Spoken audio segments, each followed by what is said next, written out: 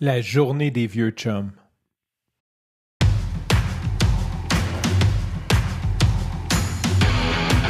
Il aime le code. Il faut que la communication soit codée, mais de façon claire et transparente. La rigidité, c'est pas pour nous. Mon nom est Francis Parent-Valquette et vous écoutez le Sandro Show. Mais le plus important, c'est qu'il est bélier. Aujourd'hui, j'avais pris la journée off pour m'occuper de mes taxes. Quand tu as une compagnie, il faut que tu fasses des taxes à toutes les X périodes de temps. Il y en a que c'est au mois, il y en a que c'est aux années, il y en a que c'est aux 3 mois. Dans mon cas, c'est aux 3 mois et c'est la fin de mon année fiscale. Donc, quand je fais mes taxes, je fais aussi ma conciliation bancaire, donc ma tenue de livre. J'avais pris congé parce que j'avais ça, puis j'avais un rendez-vous avec ma fille cet après-midi, puis j'avais d'autres trucs que je voulais régler. Donc, j'ai pris ma journée off. Je me suis dit, ça va m'aider à passer au travers de tout ça. Et finalement, ça a été comme une journée, genre, quasiment, je dirais, retrouvailles de vieux chums. C'est drôle parce que à un certain moment, je me suis dit, coudonc, je vais-tu mourir aujourd'hui? C'est comme, il y a comme trop de coïncidences qu'il n'y a juste pas d'allure. Fait que j'ai commencé ce matin par aller courir avec un de mes chums. Ça faisait vraiment longtemps qu'on n'avait pas pris le temps de courir ensemble. Je dirais quasiment 1 an qu'on n'avait pas couru ensemble. Fait que c'était vraiment cool de juste catch up, de jaser, de prendre un café ensemble. Puis après, quand je suis allé au rendez-vous, en fait, Jeanne avait un rendez-vous là, avec une travailleuse sociale. Donc, quand je suis arrivé là, je me suis assis et quand tu arrives là-bas, il y a un code de porte. Si jamais tu veux y aller, là, c'est le 277. Il faut que tu connaisses le code quand tu veux rentrer, sinon tu peux pas rentrer. Puis le code, ben, tu l'envoies dans le courriel. La première fois tu y vas, fait que là, tu arrives à la porte, tu es comme, c'est quoi le maudit code? Puis là, ben, en tout cas, tu pitonnes. Puis finalement, ben, il y a quelqu'un dans la salle d'attente qui est juste venu m'ouvrir la porte. Fait que là, je me suis assis. Et à un certain moment, il y a un jeune homme qui est arrivé. Je vais dire, ben là, je dis jeune homme, mais je me sens vraiment vieux parce que le jeune homme, il doit avoir comme 33 ans. Et il gosse, il trouve pas le code. Fait que je vais lui ouvrir la porte. Puis là, il me regarde. Puis je le regarde. Puis il dit, hey, je te connais, toi. Je dis, ben oui, tu me connais.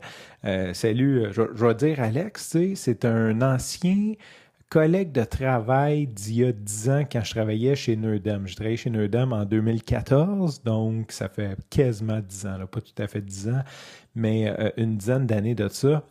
Et là, je le vois, puis c'est cool parce que ben, il n'a pas changé, il a comme vieilli. Puis c'est un peu ça, je veux parler un peu de comment que le temps fait bien les choses parce que quand il est arrivé chez Nerdem, c'était comme le petit jeune de la compagnie. Je pense qu'il venait de sortir de l'école.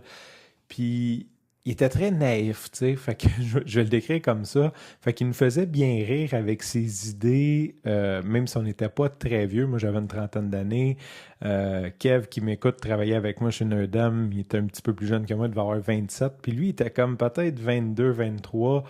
Mais c'était drôle parce qu'il était très naïf, tu sais, puis il était pas à sa place. On va dire les vraies affaires, il était pas à sa place à la job. Fait que là, je le revois 10 ans plus tard, puis c'était cool de voir comme ce kid-là que j'ai dans la tête, tu sais, c'était vraiment comme, pour moi, c'était vraiment un kid qui est devenu un homme, qui a une distance par rapport à cette époque-là, qui est comme, hey, je te pas à ma place, dude.